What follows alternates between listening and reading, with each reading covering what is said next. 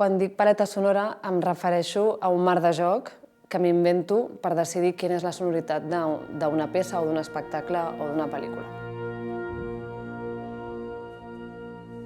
Soc la Clara Aguilar, soc compositora i productora. El projecte de les microòperes, la que fèiem el Pol Guas, la Sílvia Dilanyó, jo i amb el nostre equip, s'emmarcava dins d'uns actes, el nostre era el primer acte, i el CCB ens va encarregar que féssim una instal·lació. Al principi estàvem al Pol i jo, i li vaig dir, hòstia, jo vinc de les arts escèniques, del cos en escena, de l'acció,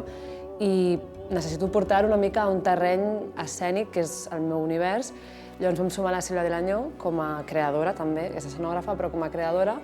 i el que vam fer és un viatge escènic en què el públic clarament estava en un format instal·latiu perquè no hi havia intèrprets, però d'alguna manera el dispositiu, l'espai i el discurs dramatúrgic, com estava pensat l'evolució del so, l'evolució de la paraula, juntament amb l'espai, com l'habitaves com a públic, estava pensat des d'una mirada molt escènica. I hi ha alguna cosa d'entendre l'ofici, que és radicalment oposat, que hi ha alguna cosa en el dia a dia que és,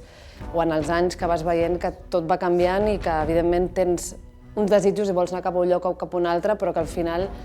vaig començar fent teatre el 2017 i he acabat fent una microòpera amb música meva, amb el Pol Guas, amb la Sílvia Dilanyó, i són coses que evidentment tenen un sentit, però que si t'ho diuen fa uns anys no, doncs dius, uau, fort.